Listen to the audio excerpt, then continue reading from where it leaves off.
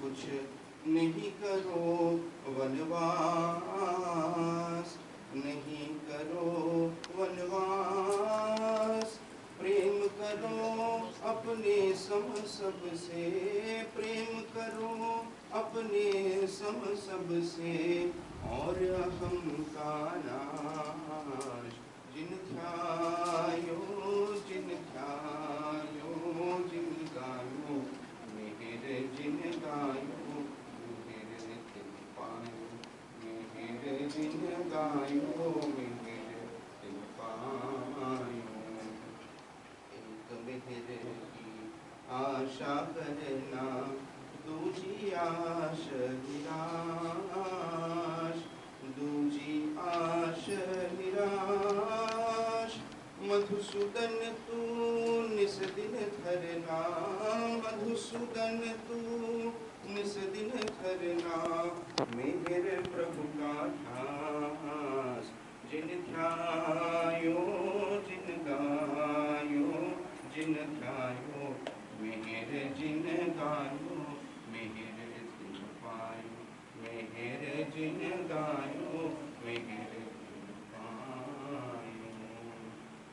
गोकुल का श्याम बना, राधा के कृष्ण बना, सीता के राम बना, दासों का दास बना। गोकुल का श्याम बना, राधा के कृष्ण बना, सीता के राम बना, दासों का दास बना। ये युग में मेहर बना, प्रेमावतार बना, ये युग में मेहर बना, प्रेमावतार बना, मेहर अवतार बना रे। जिन ध्यायो जिन गायो जिन ध्यायो, मेहर जिन गायो मेहर जिन पायो, मेहर जिन गायो मेहर जिन पायो।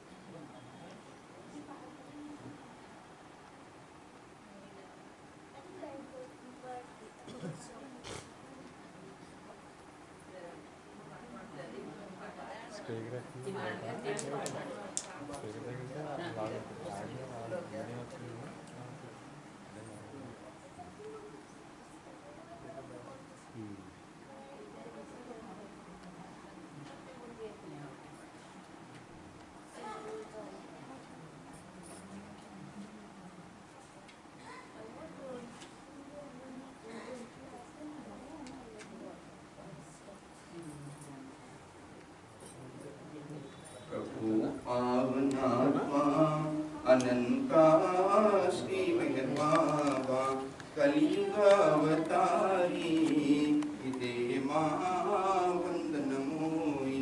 प्रभु पावनात्मा अनंता श्री मेहर बाबा, कलियुग अवतारी इदे मां वंदनमोई।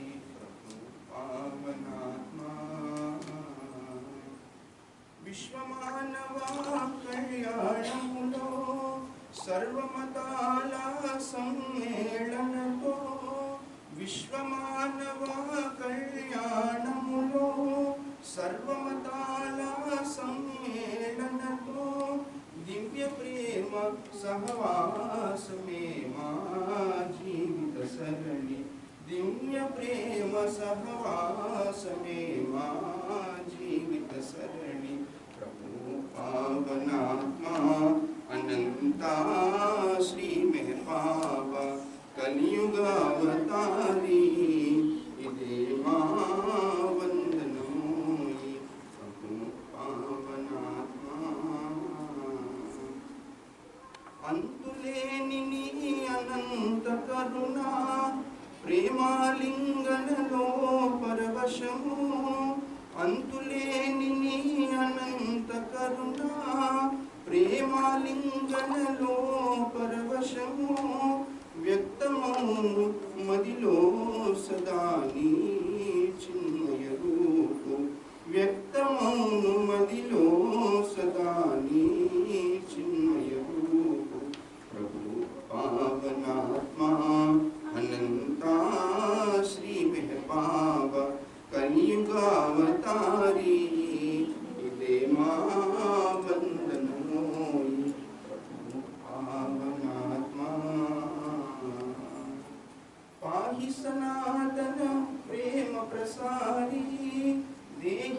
क्षमा करुणा समुदायी, पाहि सनातन प्रेम प्रसारी। देहि क्षमा करुणा समुदायी, ज्योतिर्मय रूपाय दे मां वंदनमोई। ज्योतिर्मय रूपाय दे मां वंदनमोई। प्रभु पावनात्मा अनंता श्री मेहपापा कलयुगावतारी दे मां वंदनमोई। प्रभु पावनात्मा।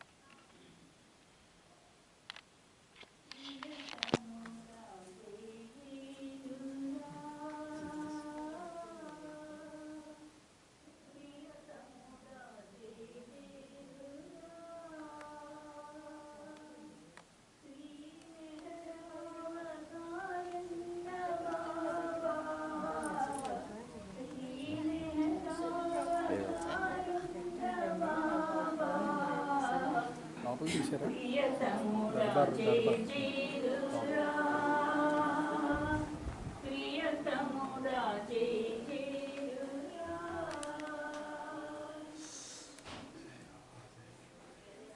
ఏమీ ఎరుగని మా మనసులలో ప్రేమ బీజం నాటుమురా ఏమీ ఎరుగని మా మనసులలో ప్రేమ బీజం నాటుమురా మనసులోన ప్రేమ నిలిపి మనసులోన ప్రేమ నిలిపి మా ఘోరమోసత్వం తొలగించరా మా ఘోరమోసత్వం తొలగించరా ప్రియతముడా జయ జయలురా ప్రియతముడా జయ జయలురా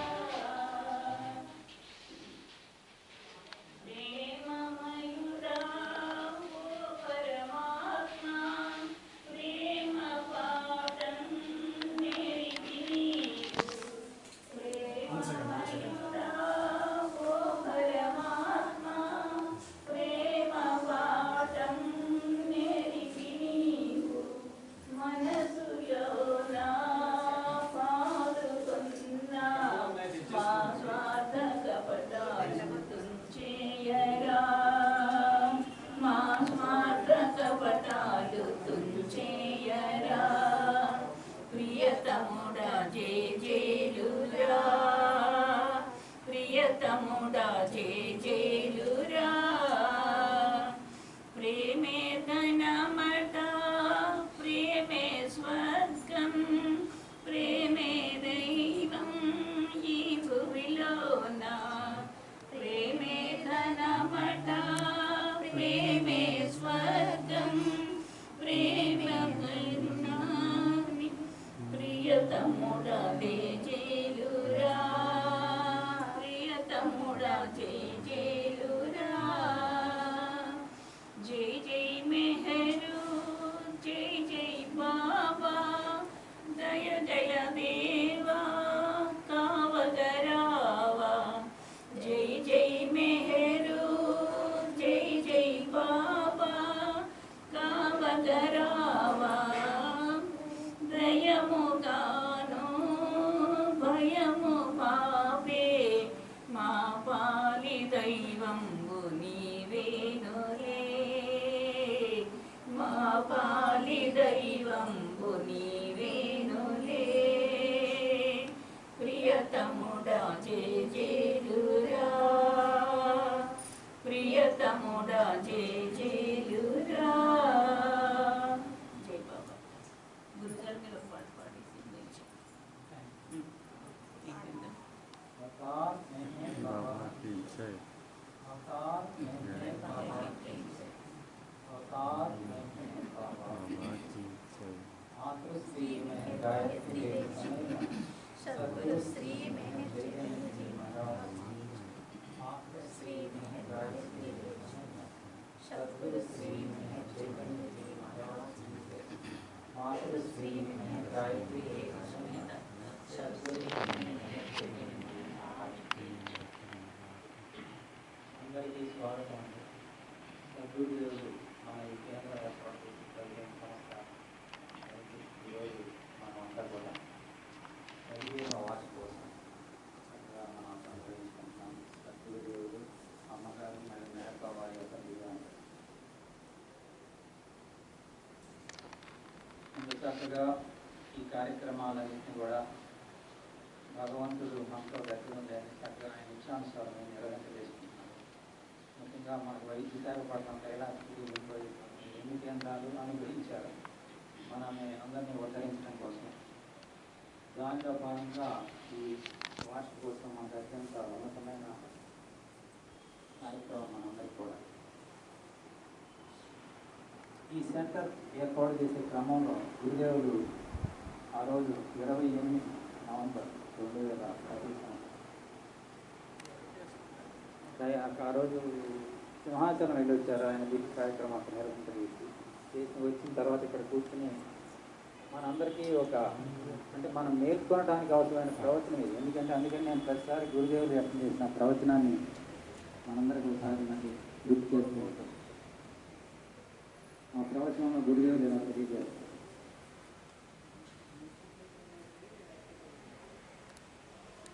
ధ్యానము చేస్తారు. ముఖ్యంగా డివైన్ థీమ్ ధ్యానం ఎవరైతే చేస్తూ ఉన్నారో వాళ్ళంతా కూడా దాన్ని పదే దాన్ని పూర్తిగా అర్థమైనంత చదవాలి.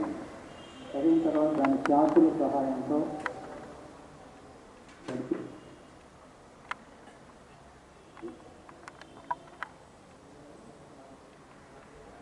సోహం హంస అన్నాడు. సోహం అంటే అది నేనై ఉన్నాను, హంస అంటే నేను, శివ అంటే మన శిరస్సు పైన శివుడు అంటే సత్యుడు. అంతా సద్గురువే, అన్నీ తానే, అన్నీ ఆయనే చేస్తున్నాడు. నీవు ఎప్పుడైతే శివ స్థితి అంతా నీవే ఉంటావు అన్నీ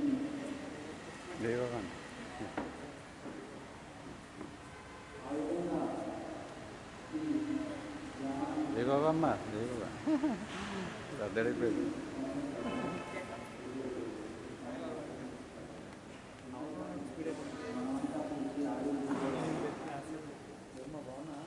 జరాస్టర్ కాలంలో కొన్నాము, కృష్ణుని కాలంలో ఉన్నాము, బుద్ధ భగవాను కాలంలో ఉన్నాం, జీసస్ కాలంలో ఉన్నాం, మహమ్మద్ కాలంలో ఉన్నాం. ఉన్నప్పటికీ కూడా మనము భగవంతుని ప్రేమించవలసిన విధంగా ప్రేమించలేకపోవటం వలన ఇప్పుడు ఇలాగా ఉన్నాము. ఇప్పుడు మెహర్ బాబాతో మనము సంబంధపడి ఉన్నాము. భగవంతుని తెలుసుకోవాలి అంటే చైతన్యపు ఎరుకను పొందాలి అంటారు.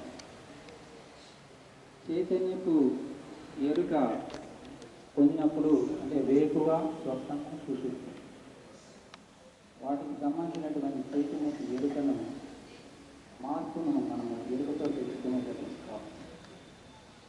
ఆ ఎరుకను పొందటం కోసం మెహర్ బాబా అనేటటువంటి నామాన్ని రాత్రంతా మనం చేసినట్లయితే మనకు నిద్రకు సంబంధించిన ఏ విధమైన అలసట ఉండదు. ఉదయం మేల్కొన్న తర్వాత మరియు ఈ చైతన్యపు ఎరుకను పొందే అవకాశం ఉన్నది. ఆ విధంగా చైతన్యపు ఎరుకను పొంది ఎరుకతో కూడిన చైతన్యంతో జీవిస్తున్నది ఉన్నారు. అదే ఆధ్యాత్మిక మేల్కొల్పు. ఆ మెహర్ బాబా వారు గాడ్స్ 7-fold వే అనేటటువంటి ప్రవచనంలో తెలియజేశారు. అందులో తెలియజేసిన ఇంపార్టెంట్ ముఖ్య విషయం ఏమిటి అని అంటే, మనకు కనులో ఉండి చూడగలిగి ఉండి చూడకుండా ఉండగలగాలి, చెవులు వినగలిగి ఉండి వినకుండా ఉండగలగాలి, నోరు మాట్లాడగలిగి ఉండి మాట్లాడకుండా ఉండగలగాలి. ఆ విధంగా ఉన్న సందర్భంలో మనం ఆధ్యాత్మికంగా నేర్చుకునేటటువంటి అవకాశం ఉంటుంది. దానికోసం మనం అందరం ప్రయత్నం చేయాలి అన్నారు.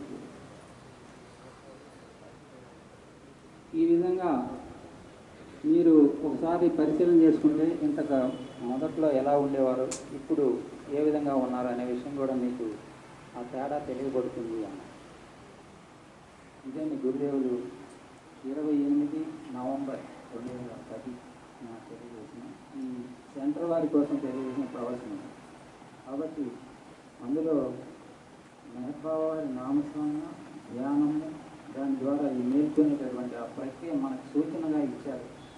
మనం ఆ విధంగా చేసినట్లయితే మనం ఆ ఫలితాన్ని పొంది దైవంగా నేర్చుకునేటటువంటి అవకాశం ఉందని గురుదేవులు చేస్తుంది. ఇప్పుడు మన ఈ కార్యక్రమానికి సంబంధించి కైలాస్ కేంద్రంలో రెగ్యులర్గా మనకి సేవ చేస్తూ ఉంటారు మన సుబ్రహ్మణ్యం గారు. ఆధ్యాత్మిక నేర్చుకోవడానికి సంబంధించిన గురుదేవులు కావాల్సిన విషయాలు ఫ్రెండ్స్ సుబ్రహ్మణ్యం గారు బాబు.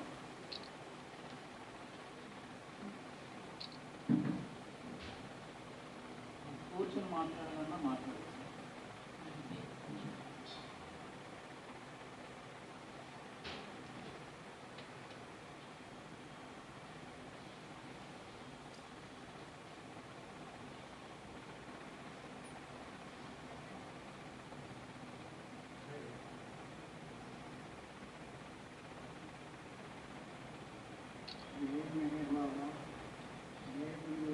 వినిపిస్తుందా బయట?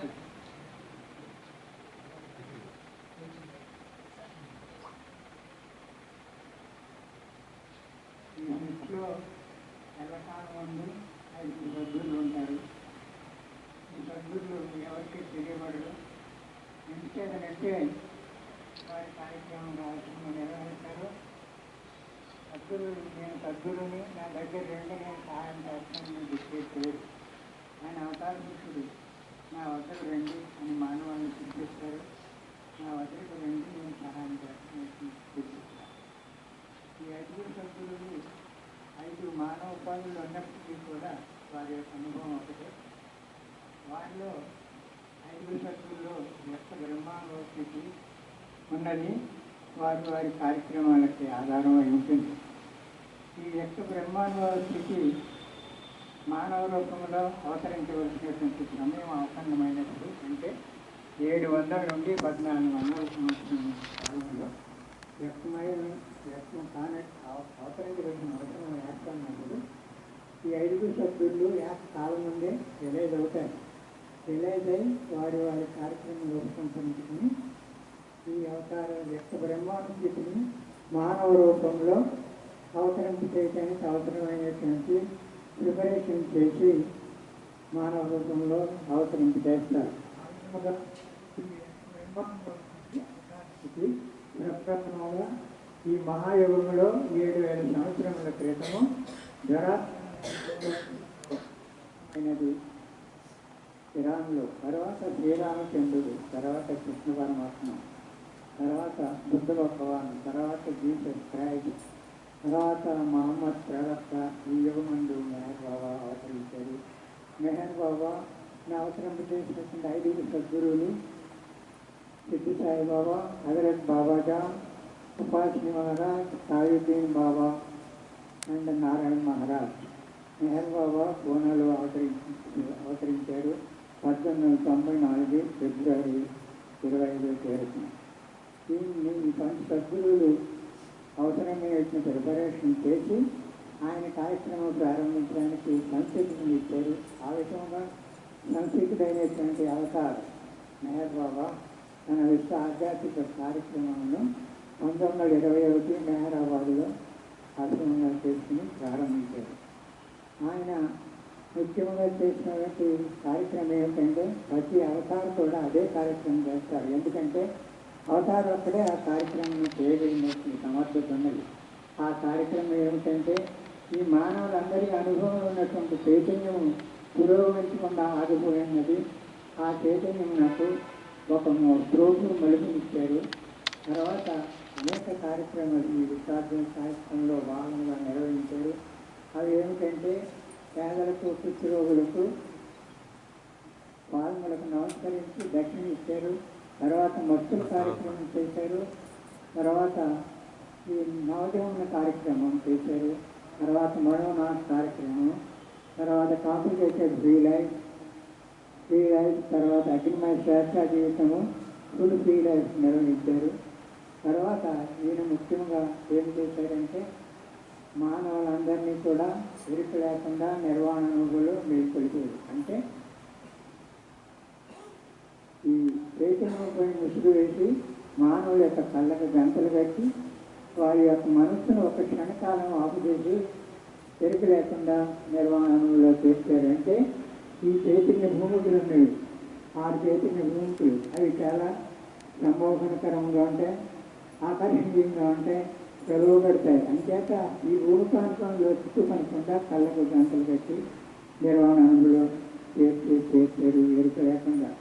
ఆ విధంగా ఈ మానవుడు ఎంతో అదృష్టవంతులు ఏంటంటే ఈ నిర్వాణ అనుభవంలో మానవుడు సాధన చేసుకుంటూ చేరాలంటే ఎన్నెన్నో జన్మలు తీసుకుంటుంది.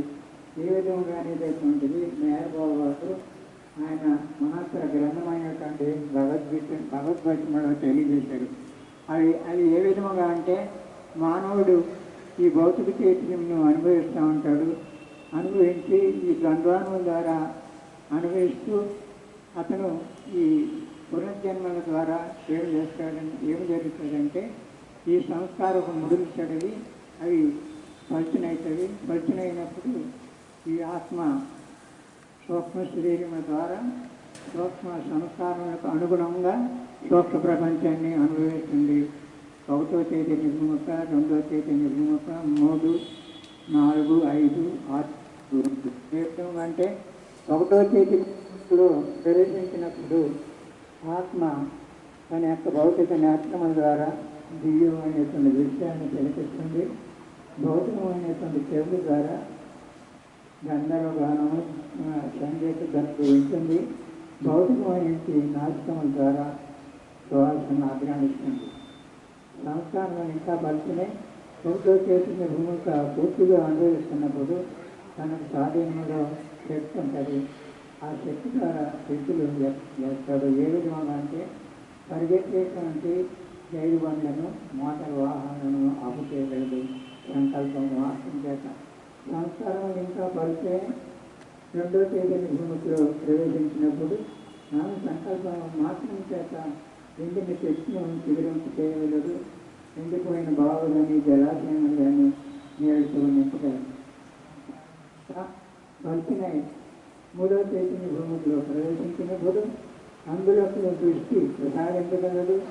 అందవరంగా ఉన్న వారికి సరిచేయగలడు. ఇక చనిపోయిన జంతువుని బ్రతికించగలిగేటువంటి శక్తి ఉంటుంది ఆ ఆత్మతో. పరిచినాయి 4వ చైతన్య భూమికలో ప్రవేశించిన ఆత్మ సిద్ధపుత్రుడు అంటారు. ఈ సిద్ధపుత్రుడు ఎప్పుడు 56 మంది అంటారు. ఈ సిద్ధపుత్రుడికి అధ్యయనంలో అనంతమైనటువంటి శక్తి ఉంటుంది. ఈ శక్తి ఈ శక్తికి ఈ శక్తితో తను సృష్టికే ప్రతి చేయగలడు. కానీ శక్తి నగరెక్కడూ ఉంటుంది. వాటిని శక్తిని దుర్వ్యయం చేస్తే పతనం అయిపోతాడు. రాత్రి చైతన్యానికి దిగారిపోతాడు. అందుచేత ఇప్పటి వరకు కూడా ఎవరు కూడా పతనం కాలేదని సద్గురు మేహర్ చేసింది మహారాజు గారికి తెలియజేశారు. దేనికో సద్గురు యొక్క సహాయంతో ఆయన 4వ చైతన్య భూమిని అధిగమించాడు.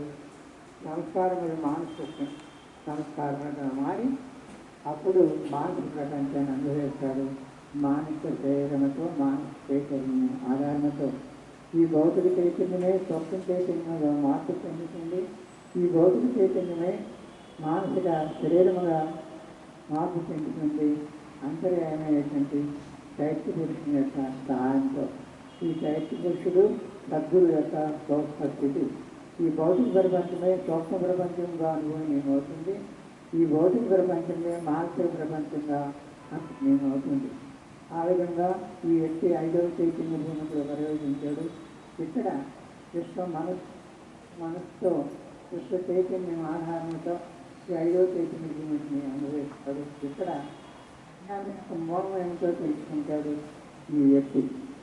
మానవుడు అనుభవించేటువంటి అజ్ఞానము కారణము మూలము మనస్సుని గుర్తిస్తాడు. ఈ వ్యక్తి తనంతటి తాను 5వ చైతన్య భూమిని అధిగమించలేదు. సద్గురు సహాయంతో అధిగమిస్తాడు. అధిగమించి అప్పుడు 6వ చైతన్య భూమిలో ప్రవేశించినప్పటికీ అప్పుడు ఆత్మ దైవం అనంత దైవ చైతన్యంగా దర్శిస్తారు. అప్పుడు దేవ చైతన్యం ఆత్మకు మానవ సంబంధమైన ఈ అనుభవాలు అనుభవించవలసిన అవసరం లేనిదే దేవ చైతన్యము తన ఉనికిని ఈ చైతన్యము ఈ చైతన్యము ఆది నుండి ఇప్పటి వరకు సాధారణమైన ఆత్మమై వస్తుందో అనంత దైవ చైతన్యంలో చైతన్యము అనంత వ్యక్తిని నిర్వహణంతో వ్యక్తులు ఈ భూగాన్ని అభివృద్ధి నేర్చుకోనంటే ఒక్కొక్క భూమిలో జన్మలో చిక్కుపోతాడు.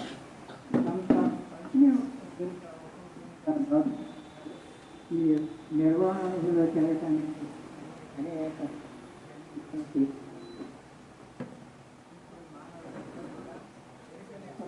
నిర్వహణ మెహర్ బాబా వాగ్దానం చేస్తే ప్రతి మానవుడు కూడా అనే వాగ్దానం చేశాడు.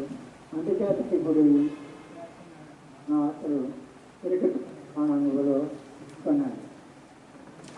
తుఫాన్ని అంటే గురుదేవులు మెహర్ బాబా ఇంకేసి మానవుడికి అనుగ్రహించారు. ఇన్స్టిట్యూషన్ అవ్వాలంటే అది ఏంటంటే 2 పూటలా దైవానికి ధ్యానం చేయాలి, నామస్మరణ చేయాలి, నిద్రపోయి చేసుకుంటూ వెళ్ళాలి.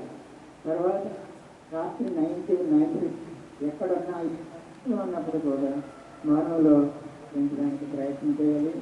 ఏ వ్యక్తి అయితే ఈ మోహం చెప్పించిందో అప్పుడు సద్గురు శ్రీ మేర్ చైతన్య మహారాజు వారు మేర్ చైతన్య ఆదిగ్రహణ ప్రశంసలు చేసేటప్పటికి ఆ వ్యక్తిలో ఈ ఇన్స్టిట్యూషన్ వ్యక్తమవుతుంది. ఈ ఇన్స్టిట్యూషన్ ఆధారంతో వ్యక్తి వెనుకతో నిర్వహణలో మేల్కొని వెనుకకు ప్రయాణం చేస్తారు.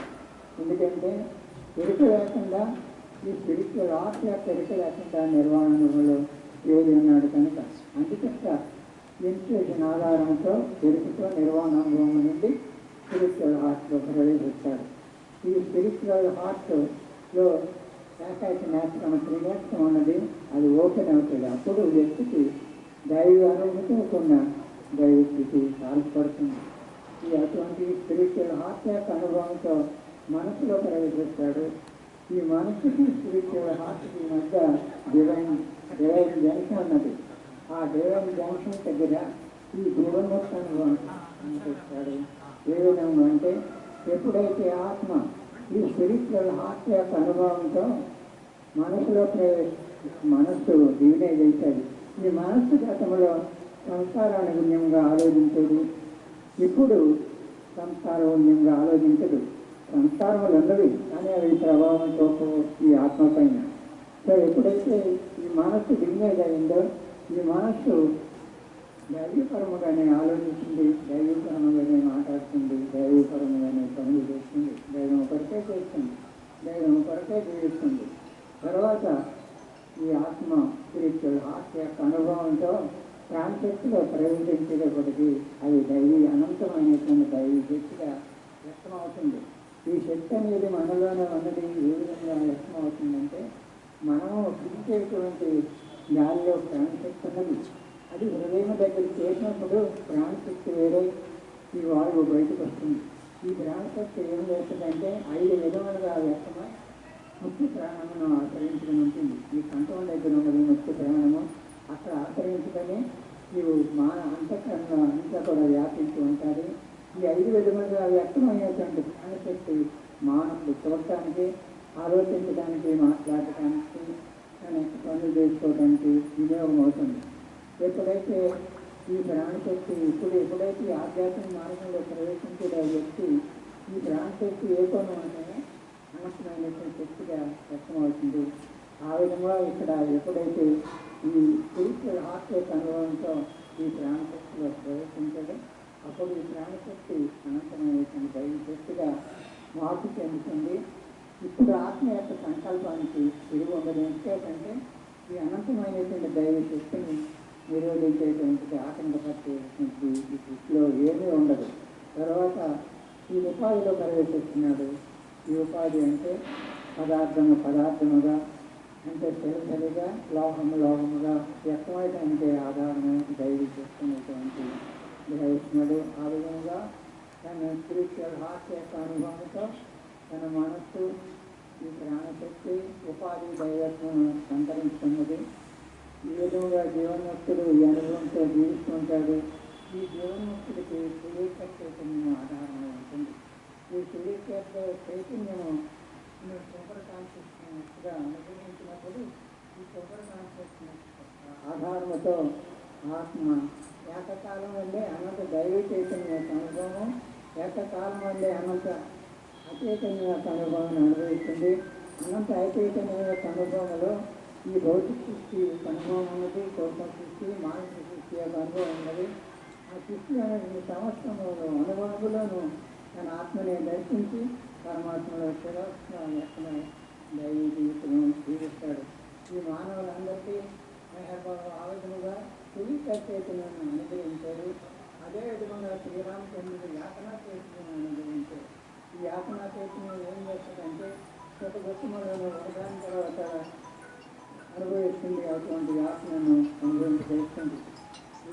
ఈ యాతనా చైతన్యం ఏ విధముగానంటే వ్యక్తిలో మంచి సంస్కారం ఉంటుంది, చెడ్డ సంస్కారం ఉంటుంది. ప్రతి మానవుల్లో ఉంటుంది ఇది. ఎప్పుడైతే ఈ మంచి సంస్కారం వ్యక్తమైనవో ఈ యాతన చైతన్యం ఏం చేస్తుందంటే మనిషిని సుఖానుభవాన్ని అనుభవింపజేస్తుంది. కానీ యాతన చైతన్యం ఏం చేస్తుందంటే ఈ మనస్సులో దుఃఖ సంబంధమైన ఆలోచనలు పెంచుకోబడుతుంది. ఈ మానవుల యొక్క సుఖానికి పెరిగిపడిపోతుంది. అప్పుడు వస్తున్నారు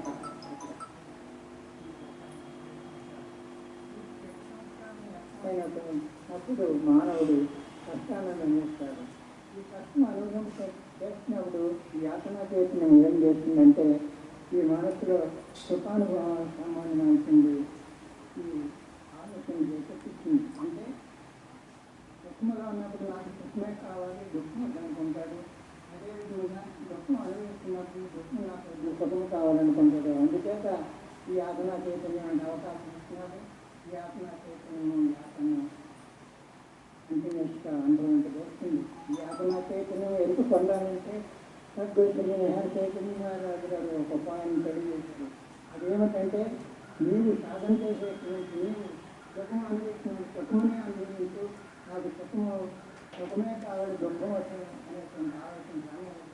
అదేవిధంగా దుఃఖం అనుభవిస్తున్నప్పుడు దుఃఖం అనే పూర్తిగా అనుభవించు, నాకు దుఃఖం వచ్చిన సుఖమే కావాలనేటువంటి ఆలోచన రాకుండా చేస్తూ అప్పుడు నీకు చైతన్యం యొక్క యాతన చైతన్యం యొక్క ఎరుక లభిస్తుంది. ఆ ఎరుకతో నీవు గ్రంథానుభవాన్ని అధిగమించి పురోగమించగలవు. నీవు కూడా ఇతరులకు సహాయం చేయగలవు. వారి యొక్క యాతనను అధిగమించవచ్చు. తర్వాత కృష్ణ పరమాత్మ ఈ విశ్వ చైతన్యమును అనుగ్రహించారు. ఈ విశ్వ చైతన్యంతో ఈ వ్యక్తి మానసిక మనస్సుతో ఈ మనస్సే మానవ అనుభవానికి ఆధారం, వ్యక్తి మనస్సు చైతన్య భూమికోళ్ళ అనుభవానికి ఆధారము, సమస్య మనస్సు ఈ మానసిక ప్రపంచంలో అనుభవానికి ఆధారము ఈ యొక్క మనస్సు. ఈ యొక్క మనస్సు ఐదో చైతన్యంతో గురించి నేను ఆందోళన. తర్వాత ఈ బుద్ధ భగవానుడు నిర్వాణ చైతన్యాన్ని అనుగ్రహించారు. ఈ నిర్వాణ చైతన్యం ఆత్మను నిర్వాణ చైతన్య అనుభవం. నిర్వాణ చైతన్యము ఇందుకు వ్యాఖ్యానిస్తే అనంతమైనటువంటి దైవ స్థితి. శూన్యస్థితి అంటే ఏమీ లేదని అర్థం కాదు. ఉపాధి అన్నది, ఇంద్రియములు అన్నది, ప్రపంచం అన్నది వాటి యొక్క ఎరుక ఉంది. ఇక్కడ నిర్వాణ చైతన్య అనుభవంలో ఆత్మ ఎరుకే తానే ఉంటుంది. అంటే ఎరుక చైతన్యము అయినటువంటి స్థితి ఎరుకతో నేనున్నా అనేటువంటి అనుభవాన్ని అనుభవిస్తుంది. దీని వెంటనే నిరూపణ అనుభవంలో ఆత్మ అయినటువంటి నేను దైవం అనేటువంటి అనుభవంలో మేల్కొంటుంది. తర్వాత జీసస్ క్రైస్ట్ ప్రేమను అనుగ్రహించారు మానవులు. ఈ ప్రేమ ఏం చేస్తుందంటే మనస్సుని హృదయమును సమన్వయం చేస్తుంది. ఎందుకంటే మనస్సు పనిచేస్తున్నప్పుడు ఈ మనస్సు అధీనంలో ఈ హృదయం ఉంటుంది. హృదయం పనిచేస్తున్నప్పుడు హృదయం అధీనంలో మనస్సు ఉంటుంది. ఆ విధంగా ఒకదాని బట్టి ఎంటర్ అవుతుంటాయి. అంతేకాదు ఈ రెండింటిని సమన్వయం చేస్తారు. సమన్వయం చేయబడుతుంది ఈ జీసస్ క్రైస్ట్ అనుగ్రహించినటువంటి ప్రేమ ద్వారా. అప్పుడు ఈ వ్యక్తి భగవంతుని ప్రేమించగలుగుతాడు. అప్పుడు ఆ ప్రేమానుగ్రహంతో తాను సైన్యం చేస్తాడు. తర్వాత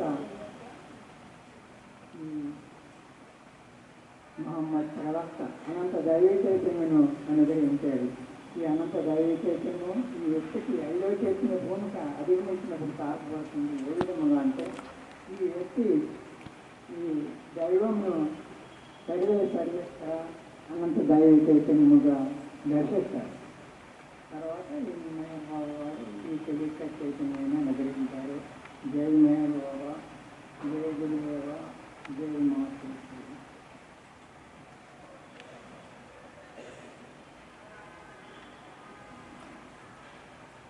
జయబాబా సార్ సుబ్రహ్మణ్యం గారు మహబాబ్ ఆధ్యాత్మిక మేల్కొల్పుకు సంబంధించినటువంటి గురుదేవులు వ్యక్తం చేసిన ఈ ఆధ్యాత్మిక మేల్కొల్పు గ్రంథాల్లోని ఈ రహస్య విషయాలను ఇవన్నీ మనం రెగ్యులర్గా చదవాల్సింది 2 సంవత్సరాలు అధ్యయనం చేస్తున్నాం. వాటికి సంబంధించినటువంటి ఇంపార్టెంట్ విషయాలను సుబ్రహ్మణ్యం గారు ప్రస్తావించింది.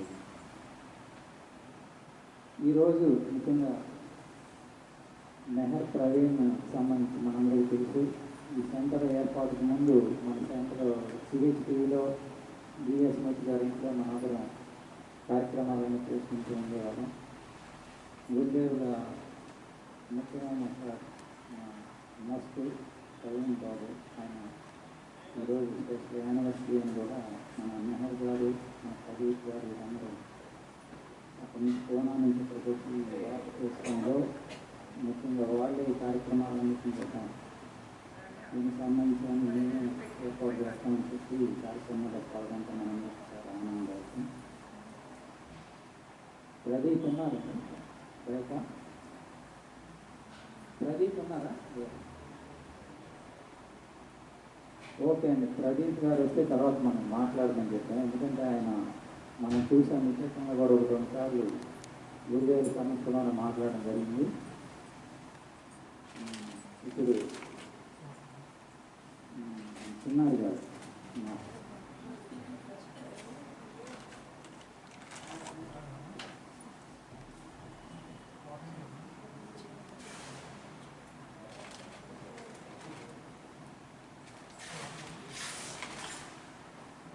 జై బాబా, జై గుర్తు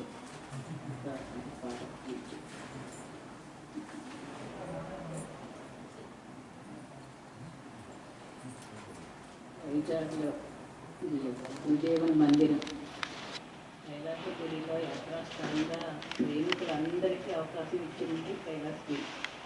అది బాబా అంటే ఏమిటో తెలియని వాళ్ళందరికీ కూడా కైలాసగిరిలో అవకాశం ఇచ్చారు. కానీ ఇక్కడ అలా కాదు, ధ్యానం ద్వారా ఈ మందిరం అన్నారు. అంటే సద్గురు శిష్యులందరికీ ప్రత్యేకమైన సెంటర్ ఇది. ఆయన ఇక్కడికి వచ్చి ఇక్కడ ఉండి అదొక నివాసంగా ఆయన చేసుకుని మనందరికీ ఆయన ఎప్పుడు వచ్చేవారో ఎప్పుడు వెళ్ళేవారో ఎవరికీ తెలియదు. కానీ అందరికీ దర్శనం ఇవ్వాలన్నప్పుడు ఆయనే ఫోన్ చేసి చెప్పమని, లేనప్పుడు సైలెంట్గా వచ్చి కైలాసగిరి కార్యక్రమాలు చూస్తూ వెళ్ళిపోయేవారు. ఆయన వస్తున్నారనే విషయం నాకు కూడా ముందుగా తెలిసేది కాదు. 1 గంట ముందు చెప్పేవారు అంతే. గురుదేవులు వచ్చి వెళ్ళిపోయిన తర్వాత ఏమండి మాకు చెప్పలేదు, ఏమండి మాకు చెప్పలేదు అని చాలామంది అడిగేవారు. కానీ ఆయన ఎప్పుడు వస్తారో, ఎప్పుడు ఎక్కడ ఉంటారో, ఎన్ని రోజులు ఉంటారో తెలియదు కదా. ఆయన అంతటా ఆయనే అందరికీ తెలియకూడదని చెప్పేవారు. అప్పుడు అందరూ వచ్చి వెళ్ళేవారు. అలా కానప్పుడు సెంటర్ దగ్గరలో ఉన్న ఒక 4-5 వచ్చి వెళ్ళిపోయేవారు. కానీ దూరంగా ఉన్నవాడికి అవకాశం ఉండేది కాదు. కానీ ప్రతి నెల వచ్చేవారు. అంచేత మండపేట మన ఊరు వచ్చేసినట్టుగా అందరూ ఫీల్ అయ్యేవారు. ఫీల్ అయ్యి ఆయన ముందు కూర్చుని మండపేటలో ఎక్కడో దూరంగా కూర్చుని ఆయన ప్రదర్శన ఆర్పించేవారు. కానీ ఇక్కడ నికేతనకు వచ్చినప్పుడు ఈ హాల్లోనే కూర్చుని ఎదురుగుండా కూర్చుని ఆయన చెబుతుంటే వైజాగ్ ఫ్రెండ్స్ ఎంత దృష్టి చేసుకున్నామని వాళ్ళే మర్చిపోయారు. అంతటి అవకాశం గురుదేవుడు మనకి ఇక్కడ ఇచ్చారు. ఇచ్చి ఆయన కార్యక్రమం బాబా చెప్పిన కార్యక్రమాలన్నీ బాబా ప్రణాళికలు ఏమిటో మేరకల్ప కార్యక్రమాలని తెలియజేశారు మనకి. బాబా ఎక్కడికక్కడ ప్రణాళికలు వేసుకుంటూ వెళ్ళారు. అవన్నీ అనుభవంలోకి వస్తున్నాయి అని మనకి చెప్పేవారు మేరకల్ప కార్యక్రమాలు. ఇక్కడికి వచ్చాక చైతన్యం యొక్క ఎరుకను తెలియచేయడం మొదలుపెట్టారు. ఎందుకంటే కైలాసిక కార్యక్రమాన్ని ఆడంబరంగా చేసుకుని అది ఆ కార్యక్రమం ద్వారా ముందు అది మహాయాత్రాస్థలం అవుతుందని తగ్గించి వచ్చిన వాళ్ళందరినీ కూడా కైలాసి దర్శనం చేసుకోమని చెప్పేవారు. అలా ఇక్కడ చైతన్యం యొక్క ఎరుకను తెలియజేసేవారు. ఎందుకంటే ఒకసారి అందరూ ప్రేమికుల్ని పిలిచి కైలాసగిరిలో కార్యక్రమం చేసేవారు. అప్పుడే అందరూ అంతర్ముఖంగా ఆయన తెలియచెప్పారు. అదేంటంటే మీ అందరూ నిర్వాణానుభవానికి చేరుకున్నారు అని చెప్పారు. సద్గురు వాక్కు అసత్యం కాదు కదా. భూమికుల యొక్క ఎత్తుని ఇప్పుడు సుబ్రహ్మణ్యం గారు తెలియజేశారు. ఏ భూమికలో ఏ స్థితి కలుగుతుందో అని భూమికుల యొక్క ఎత్తుని ఇప్పుడు ఏం తెలియజెప్పారు. మనకు ఆ భూమికుల యొక్క ఎరుక ఏమిటో తెలియదు, ఆ భూమి యొక్క స్థితికి ఏమిటో తెలియదు. కానీ ఆయన నిర్వాణానుభవం వరకు అందరూ చేరుకొని ఉన్నారు అనేది. నిర్వాణానుభవం అంటే ఆరో చైతన్య భూమిక, ఆరో చైతన్య భూమిక వరకు చేరుకున్నారు అంటే ఆయన యొక్క ఆశీర్వాదం అయి ఉండాలి. మన గతిజన్మ సంస్కారాలన్నీ రహితమై ఆ స్థితికి చేర్చిన అనుభవమైన అయి ఉండాలి. నేను బాబా గారు కళ్ళకు గంటలు కట్టి తీసుకెళ్తున్నారు. అనుభవాల కోసం ఎవరు ఆలోచించకండి, మీరు బాబాను ప్రేమించమని చెప్పారు. అదే నేను కూడా చెప్తున్నాను. ఆయన ప్రేమలో పునీతుల కంటే చాలని చెప్పేవారు. అవకాశం ఉన్నవాడు నామం జ్ఞానం చేసేవారు, లేనప్పుడు నామం ద్వారా అయినా తరిస్తారని చెప్పుకుని వచ్చేవారు. అంటే బాబా యొక్క రూపాన్ని హృదయంలో నిలుపుకొని ఆయన ప్రేమిస్తూ ఉంటే అదే జీవితానికి మోక్షానుభవంగా ఆయన అందరికీ తెలియజేసేవారు. ఇక సాధన అంటే భగవంతుడు నమ్ముకుని జీవించే వాళ్ళ జీవితం. ఎందుకంటే బాబా చెప్పారు, నీవు అశత్వాగా అతీతంగా స్వచ్ఛమైన మనసుతో పునీతంగా నీవు జీవించగలిగితే అందులోనే సగం సాధన పూర్తి అయిపోయిందని బాబాగారు చెప్పారు. ఒక మానవుడిగా సగం సాధన స్వచ్ఛంగా నువ్వు జీవించినాడే సగం సాధన అయిపోయింది అన్నారు.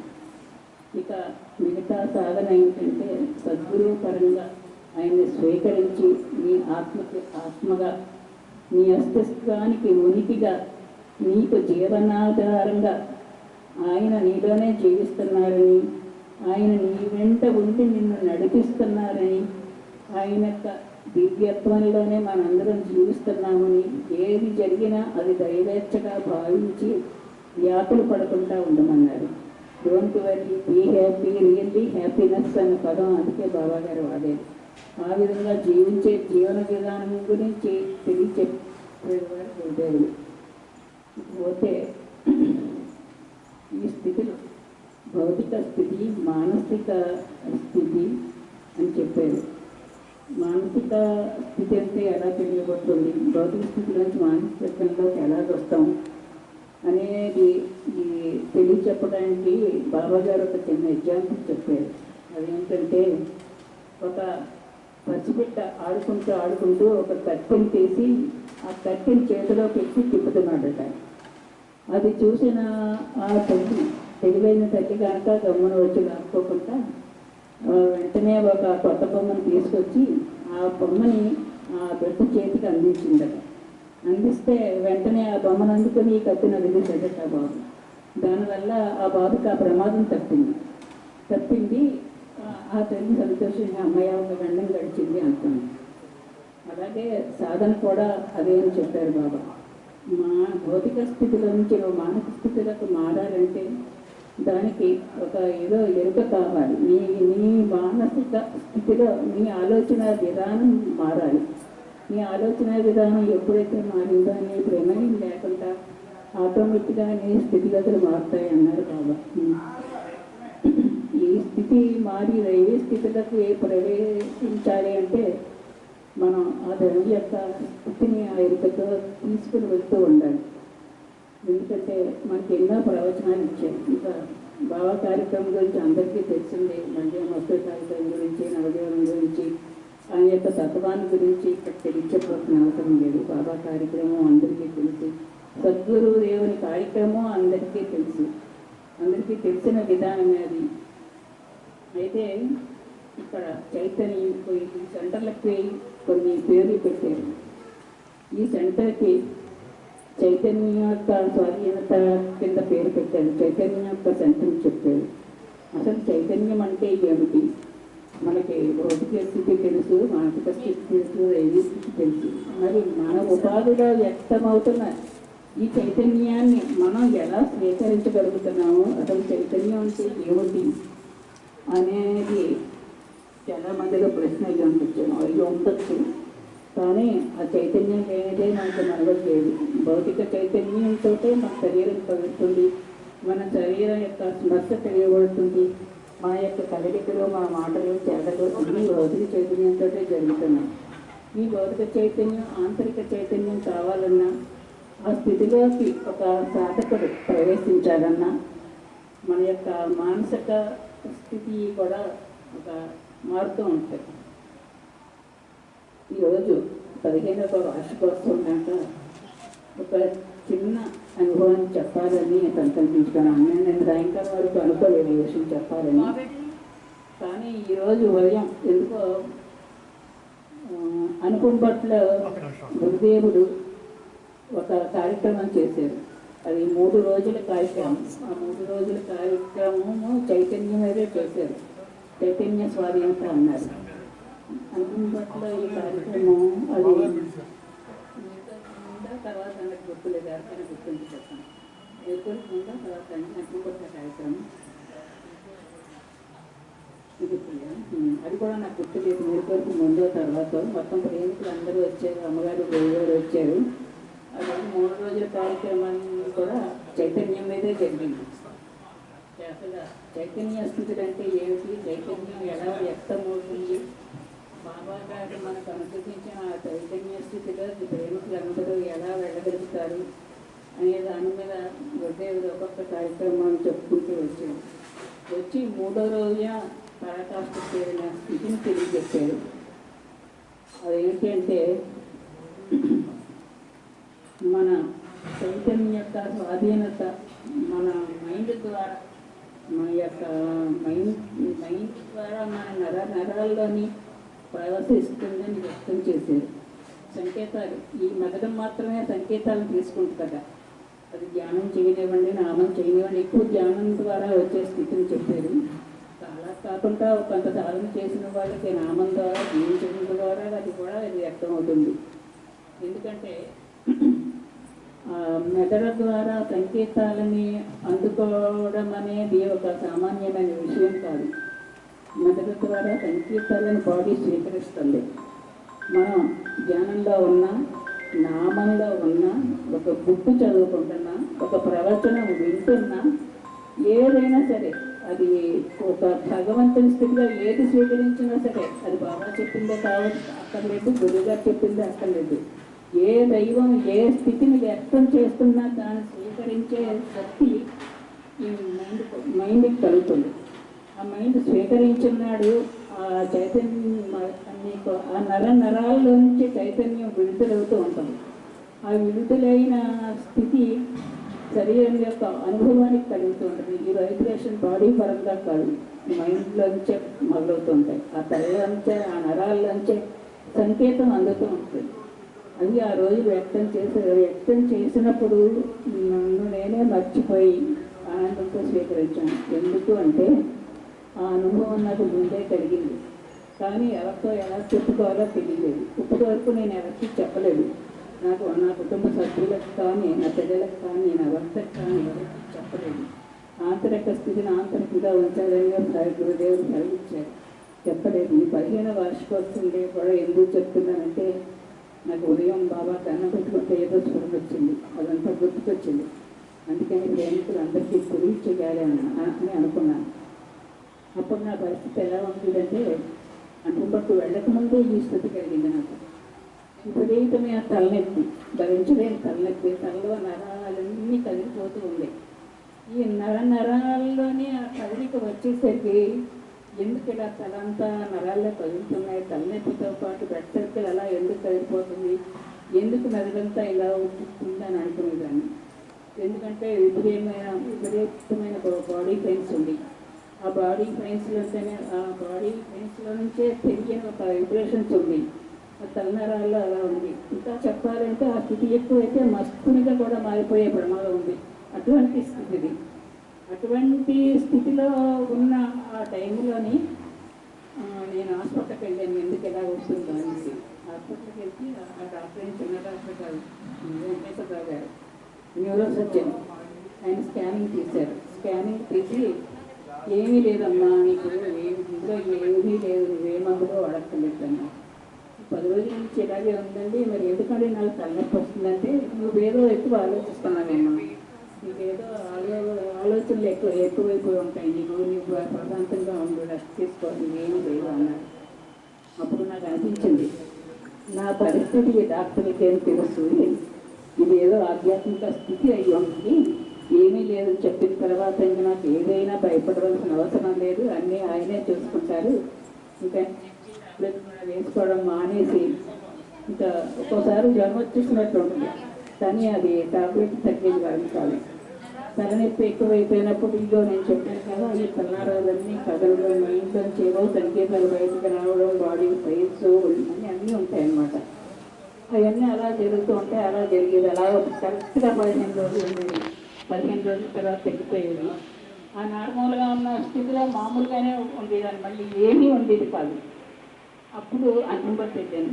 అనుభూతి వెళ్ళిన తర్వాత గురుదేవుల 3 రోజులు చెప్పింది విన్న తర్వాత అప్పుడు నాకు పూర్తిగా అర్థమైంది. ఓహో, చైతన్యం అంటే ఇదా, చైతన్యం యొక్క స్థితి అంటే ఇదా. నాకు తెలియక నాకు ఏదో అయిందని భయపడి హాస్పిటల్కి వెళ్ళిపోయాను. ఏమీ లేదన్నమాట. అయితే ఇంకా ఇప్పుడు ఒకసారి 2-3 సార్లే నాకు ఇలాగైంది. ఎన్నిసార్లు వచ్చినా భయపడవలసిన అవసరం లేదు, ఆయన్ని చూసుకుంటారు అని అనిపించింది. అదే విషయాన్ని మీకు ఈ రాజుగారు చెప్పాను నేను. దారిలో చైతన్యం అంటే ఏంటో తెలియబడింది. ఎందుకంటే నాకు తండ్రి లాంటి ఆయన, బాబాతో కలిసి తిరిగిన వ్యక్తి తండ్రి లాంటి ఆయన. ఇంకెవరికి ఏమి చెప్పలేదు కానీ నేను చెప్పాను. చైతన్యం అంటే ఏంటో తెలియబడిందండి, నాకు ఇటువంటి స్థితి కలిగిందండి. అప్పుడు గురుదేవుడు చెప్పిన తర్వాత నాకు అర్థమయ్యింది అని చెప్పాను ఈ రాజుగారికి. అంటే అవునమ్మా, చైతన్యం అంటే ఎక్కడిచ్చినా సామాన్యమైన విషయం, అది గురుదేవుల అనుగ్రహం అమ్మ అని రాజుగారు చెప్పారు నాకు. ఆ తర్వాత చాలాసార్లు అనుభవం కలిగింది. కానీ ఆ తర్వాత ఇంకా అనుభవం కూడా తగ్గిపోయింది. ఎందుకంటే ఇప్పుడు నాకు మెడిటేషన్ చేసినా చెయ్యకపోయినా ఒకలాగే ఉంటుంది. ఇంట్లో ఏ పని చేసుకున్నా అలాగే ఉంటుంది. ఒక పాట వింటే అలాగే ఉంటుంది, ఒక నామం వింటే అలాగే ఉంటుంది. ఎవరైనా గురువులు ఏదైనా చెప్పినా అది హృదయం స్వీకరిస్తుంది. అది నాకు ఆ భగవంతుని యొక్క స్థితిగా నేను గుర్తించగలుగుతాను కూడా. అంచేత ఆ స్థితి కూడా వ్యక్తం అవుతూ ఉంటుంది. అది మళ్ళీ ఆ ఒళ్ళెప్పుడు తలనొప్పులు కూడా ఏమీ ఉండవు. కానీ ఈ మధ్యకాలంలో 2-3 నెలల నుంచి మళ్ళీ అలాంటి స్థితి కలుగుతుంది. ఆ స్థితి కలిగినా నేను దాన్ని ఆనందంగా స్వీకరిస్తున్నాను. ఎందుకంటే బాబా చెప్పేది రుగ్మతలను కూడా హ్యాపీగా ఎంజాయ్ చెయ్యి అన్నారు. అలాగా అది రుగ్మత కాదు, అదొక దైవీ స్థితి. ఆ దైవీ స్థితిని కూడా అడుగుడుగున ఎంజాయ్ చేసే కెపాసిటీ కావాలి. అప్పుడే మనం నిజమైన సాధకులు అవుతాం. సాధన అనేది అందరికీ ఒక్కలా ఉండదు, ఒక్కొక్క వ్యక్తికి ఒక్కొక్కలా ఉంటుంది. ఆ భౌతిక స్థితిని ఉన్నంతసేపు మనం మామూలుగానే ఉంటాం. కానీ ఆ దైవీ స్థితిలోకి వెళ్ళి ఆలోచించడం మొదలెడితే మన అనుభవాల్లోకి మన బాడీ స్వీకరిస్తూ ఉంటుంది. అందుకే నువ్వు ఏ అనుభవాల కోసం ఎదురు చూడవద్దు, నీ కళ్ళ కంటల కట్ట తీసుకెళ్తాను అన్నారు బాబా. ఇప్పుడు నేను ఇప్పుడు చెప్పాను కదా అని చిన్నారు గారికి ఏదో అనుభవం వచ్చేసింది, వాడు ఏదో తీసుకెళ్ళిపోయారని ఎవరు అనుకోవద్దు. అందరం ఒకే స్థితిలో ఉన్నాం, మనందరం ఒకే స్థితిలో ఉన్నాం. గురుదేవులు చెప్పారు, నిర్మాణానుభవంలో ఉన్నారు, ఆరో చైతన్య వరకు మిమ్మల్ని చేర్చేను. నిర్వికల్పంలో మీరు కూడా ఒక్కటే మీకు మిగిలి ఉన్న స్థితి. మీ సాధన ద్వారా మీరు జీవించే జీవితం ద్వారా అది మీ ఉన్నత స్థితిని ఎప్పటికైనా చేరుస్తుంది. మానవుడిగా ఎప్పుడైనా అది చేర్చే స్థితి, అది చేరే తీరుతుందని గురుదేవులు చెప్పారు.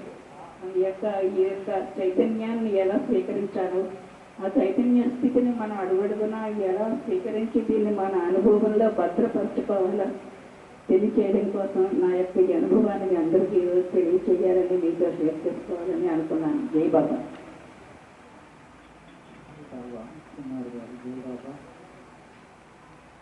జై బాబా. చిన్నారు గారు గురుదేవులు మన సెంటర్ ఏర్పాటు చేసిన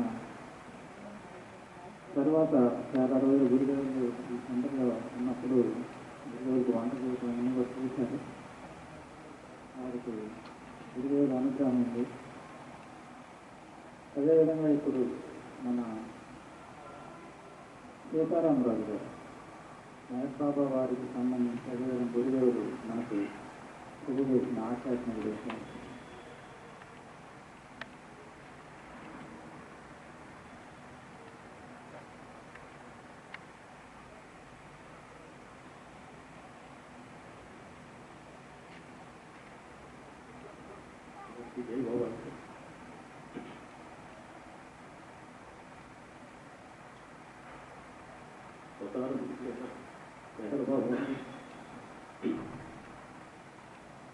తన అవసరమే చూపించని చెప్పి విజ్ఞప్తి.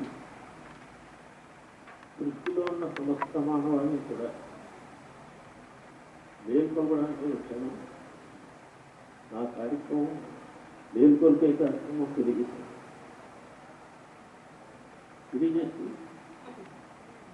మనము మేల్కొనడానికి అవసరమైన రీతిలో అనేక సందేశాలు, ప్రవచనాలు ఇచ్చారు చంద్రబాబు.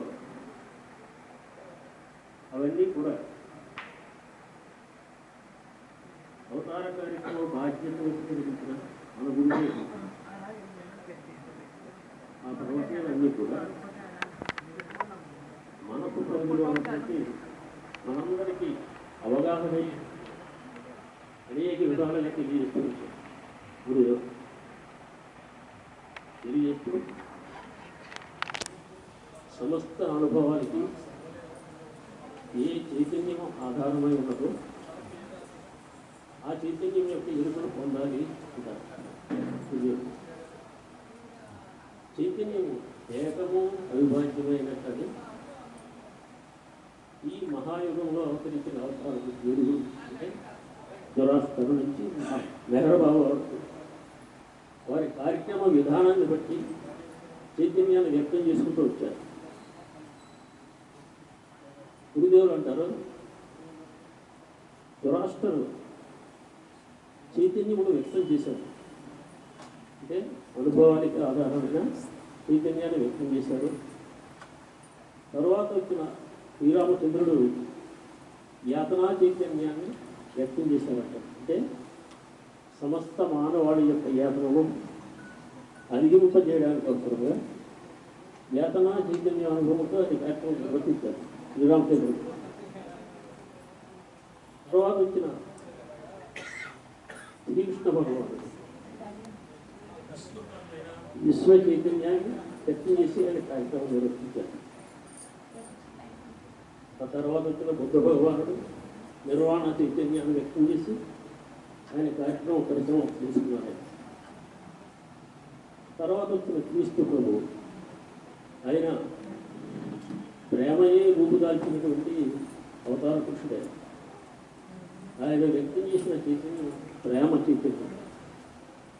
తర్వాత మహమ్మద్ ప్రవక్తగా వ్యక్తమైనటువంటి ఈ స్థితి భగవంతుని యొక్క ఏకత్వస్థితిని నిరూపణ చేసే దైవీ చైతన్యాన్ని వ్యక్తం చేశారు. ఆ తర్వాత మెహరబాబాగా అవతరించినటువంటి అవతార పురుషుడు దైవీ చైతన్యాన్ని వ్యక్తం చేసిన నిన్ను దైవముగా వ్యక్తం చేసి దైవముగా జీవింపజేయడానికి అవసరమైనటువంటి మహా చైతన్యాన్ని సూపర్ ప్రతిష్ఠతో వ్యక్తం చేసి అనుగ్రహించారు మెహరబాబా. ఈ విధముగా అవతార పురుషులందరూ కూడా తన కార్యక్రమ నిర్వహణకు అవసరమైనట్టుగా చైతన్యాన్ని వ్యక్తం చేసుకుంటూ వారి వారి కార్యక్రమాన్ని ప్రసిద్ధి చేసుకున్నారు. మరి మెహరబాబా వారు మేల్కొనడానికి అవసరమైనటువంటి ఏ ప్రవచనాలు కానీ సందేశాలు కానీ వ్యక్తం చేసి మన అందరికీ తెలియజేశారు.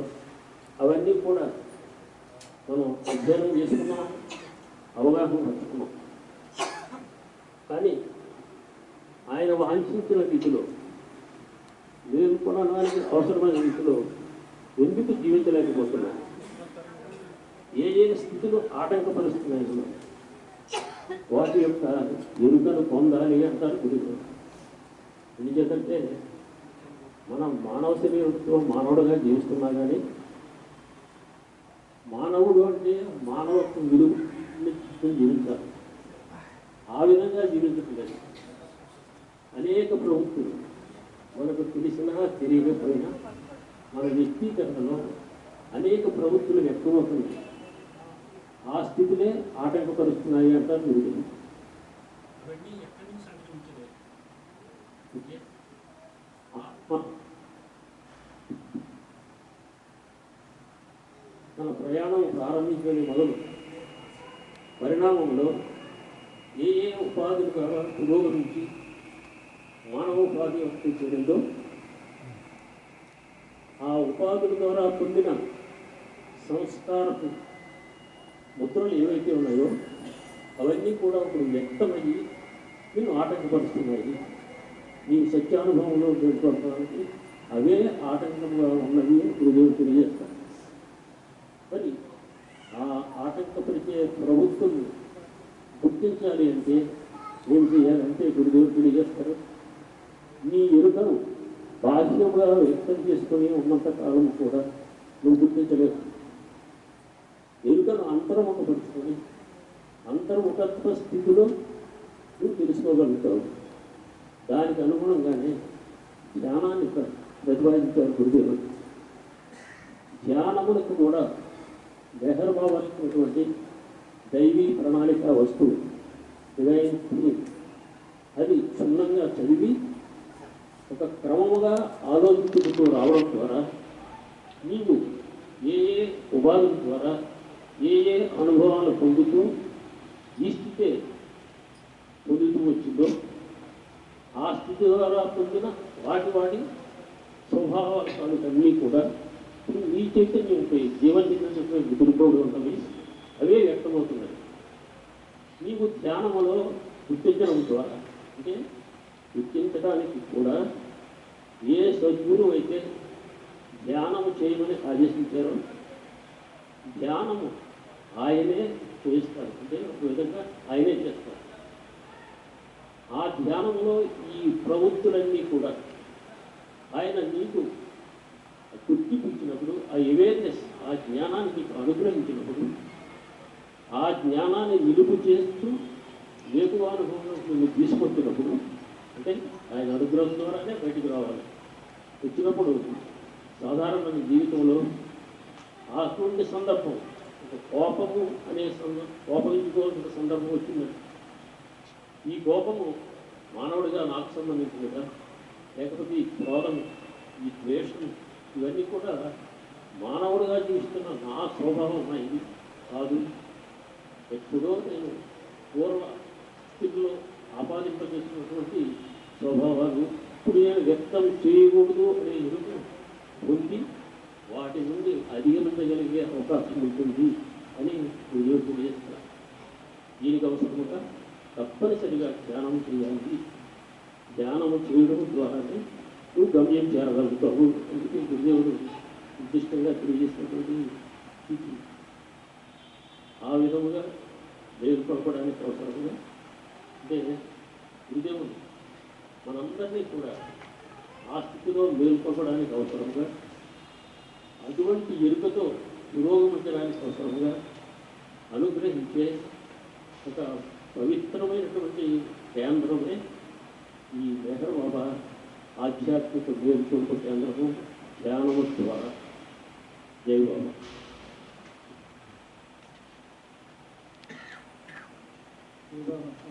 సీతారాం గారు ఇప్పుడు డివి రామరాజు గారు మనం ఈ సెంటర్ నిర్వహించే ఉంటారు ఇక్కడ. ఆయన లాస్ట్ టైం మాట్లాడతారు.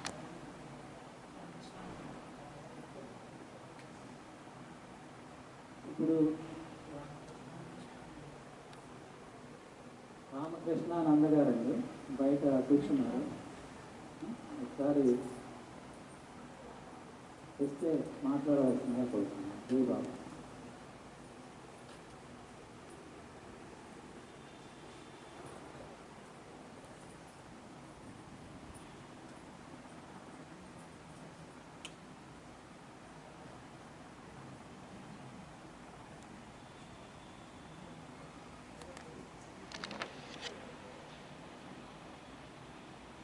జై బాబా.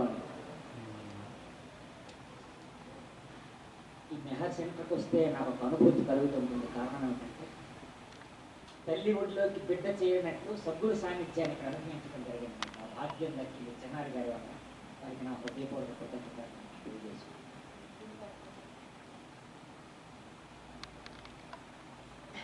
బాబాజాన్ అన్నటువంటి ఒక అవధూత భూమధ్యాన ముద్దు పెడితే భూలోకాన అవతారం వచ్చింది. మనకి పెద్దవాళ్ళు ఎవరైనా మనకు ముద్దు పెడితే ఆత్మీయత కలుగుతుంది కానీ ఆత్మ ఆవిష్కరణ కలుగుతుంది.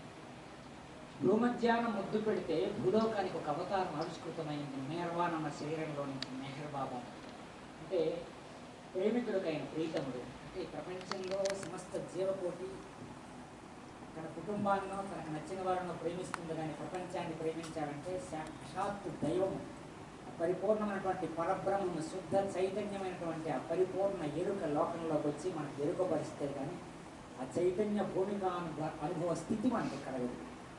చైతన్యానుభవ స్థితి కలగాలనుకుంటే అంటే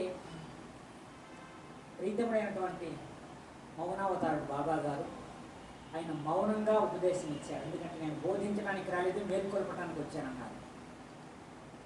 ఎంత మౌనంగా మనల్ని మేల్కొల్పినా మేల్కొల్పకపోతే ఆ మౌనమే మాట్లాడుతుంది, ఆ మౌనమే వాగ్గు రూపంలో వ్యక్తమవుతుంది, ఆ మౌనమే సద్గురు రూపంలో సాక్షాత్కరిస్తుంది. అలా సాక్షాత్కరించినటువంటి మన గుండెల్లో కొలువు ఉన్నటువంటి ఆ మహనీయమూర్తి మెహర్ చైతన్య మహారాజు మండపేట, కానీ ఇది గుండెపేట.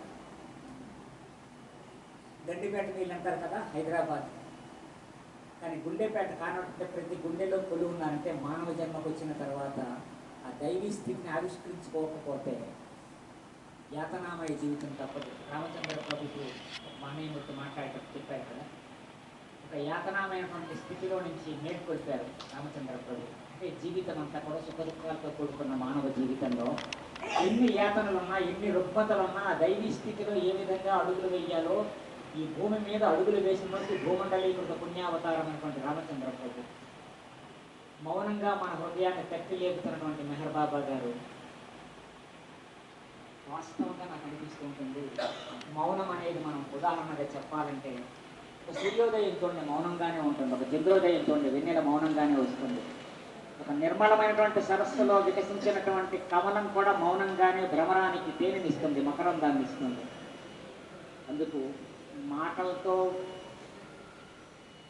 అవగాహన కలుగుతుంది, జ్ఞానం కలుగుతుందేమో కానీ మౌనంగా లోపల మౌన ముద్రాంకితమైన స్థితిలోకి మనం జారుకుంటే అప్పుడు కలిగే అనుభవం దైవీ స్థితి ఏమో అని నా భావన.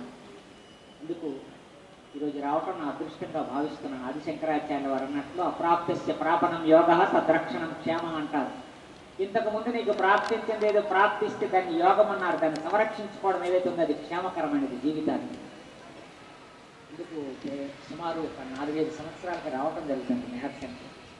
అయితే మౌనంగా దాన్ని దొరుకుంటాం అనుకుంటే సోదరి మెహర్చనారి గారు మాట్లాడిస్తున్నారు. కానీ మీరందరూ ఆ చైతన్య భూమికల్లో సంచారం చేస్తున్నారు. మీరు మీ జీవన భూమికలు చూస్తే నాకు ఆనందం కలుగుతుంది. కారణం ఏంటంటే పెద్దవాళ్ళు ఎవరు మాట్లాడినా భక్తులు వచ్చి అవతారునికి పూలు ఫలాలు సమర్పించేటప్పుడు వ్యక్తితో వాళ్ళు సమర్పిస్తున్నారు, కానీ మాట్లాడే వారికి ఇబ్బంది కలుగుతుంది. ఎవరైనా లేచినా నిలబడినా కదిలినా. విషయం ఏంటంటే అంతకుముందు మాట్లాడినటువంటి ఆ మహానుభావులు తర్వాత మెహర్చనారి గారు ఇప్పుడు పెద్దలు మాట్లాడారు. వీళ్ళు మాట్లాడేటప్పుడు ఎవరు కదిలి వస్తున్నారో ఎవరు వెళ్తున్నారో చూడలేదు. అది ఒక రకమైనటువంటి చైతన్య భూమికలో భౌతికమైనటువంటి కక్షలోకి మనస్సు వెళ్లకుండా అంతర్ముఖమైనటువంటి లోపల అంతరానుభూతిని పొందిన వాళ్ళకి ఈ చిరాకులు కదలికలు ఇబ్బంది కలిగించవు. ఎందుకంటే అది కదలని స్థితి మనస్సును మాలాంటి వాళ్ళు కదిలే స్థితుల్లో కదలకుండా ఉండే స్థితిని కలిగించినటువంటి ఒక మహా చైతన్య భూమికి మెహర్ చైతన్య మహారాజు ఈ ప్రపంచంలో మంచి భర్త లభ్యం అవ్వచ్చు, మంచి భాగ్య లభ్యం అవ్వచ్చు, మంచి పిల్లలు లభ్యం అవ్వచ్చు, మంచి కుటుంబం లభ్యం అవ్వచ్చు, మంచి ప్రదేశంలో ఇల్లు లభ్యం కావచ్చు. ఇదంతా బ్రతుకుకి సంబంధించింది. కానీ ఈ జీవితానికి సంబంధించిన మంచి సద్గురువు లభ్యం అవడం అనేది గొప్ప యోగం. దానికి ఏమైనా పుణ్యము అదృష్టం అని పేర్లు పెట్టలేం, కానీ అపారమైనటువంటి అవతారం యొక్క అపారమైనటువంటి లీలా విశేషమైనటువంటి ఆ కటాక్షం మీద ప్రసరిస్తే కానీ సద్గురువు లభ్యం కాదు. మెహర్ చైతన్య మహారాజు మిగతా గురువుల్లా కాదు, మిగతా గురువులకు ప్రచారాలు ఉన్నాయి. మెహర్ చైతన్య మహారాజు యొక్క స్థితి చూస్తే అది ప్రచారం కాదు, ప్రసారమే. సూర్యుడు ప్రచారం లేదు, ప్రసరిస్తుంటాడు ఆయన వెలుగుని. చంద్రుడికి ప్రచారం లేదు, ప్రసరిస్తూ ఉంటాడు. కవులు ఉపయోగించుకుంటారు సూర్యుడిని చంద్రుడిని, కానీ వాళ్ళు ఎవరిని ఉపయోగించుకోరు, మనకందరికీ ఉపయోగపడతారు.